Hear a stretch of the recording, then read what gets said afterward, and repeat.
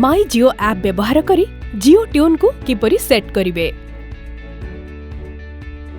खोलंतु माई जियो app.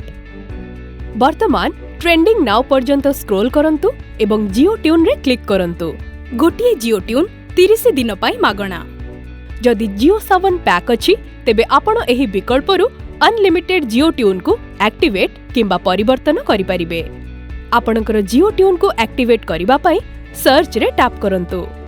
आपण आपणकर प्रिय गीत एठारे खोजि परिबे। अधिक विकल्प पई वर्तमान एही आइकन रे टैप करंतु।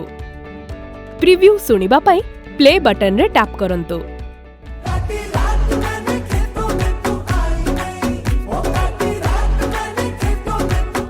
गीत को जियो ट्यून भाबरे सेट करिबा पई सेट रे क्लिक करंतु। एक मास पई आपणकर जियो ट्यून गणना प्रदर्शित हेबो। माई जियो ऐप व्यवहार करी 30 दिन रे आपणको गोटिए मागणा जियो ट्यून पई अनुमति दिया जायछि। आपणकर जियो ट्यून वर्तमान एक्टिवेट होई जायछि। आसंतु देखिबा जियो ट्यून किपरि नवीकरण करा जिवो। जेतेबेले आपणकर पूर्वरु एक सक्रिय जियो ट्यून थिबो एवं एहार नवीकरण बाकी थिबो। खोलंतु माई जियो ऐप। माई कलर ट्यून पर्यंत स्क्रोल करंतु। जेतेबेले 5 दिनर समाप्ति बाकी रहिथिबो आपण रिन्यू बटन देखि परिबे। जदि आपण आगामी 30 दिन पई सेही समान जियो ट्यून को नवीकरण करिबाको चाहुछंती तेबे रिन्यू बटन रे क्लिक करंतु।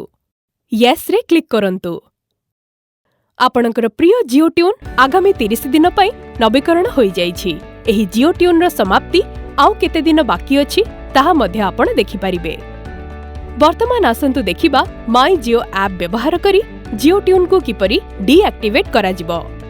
खोलंतु माई जियो ऐप। माई कलर ट्यून पर्यंत स्क्रोल करंतु एवं डीएक्टिवेट रे क्लिक करंतु।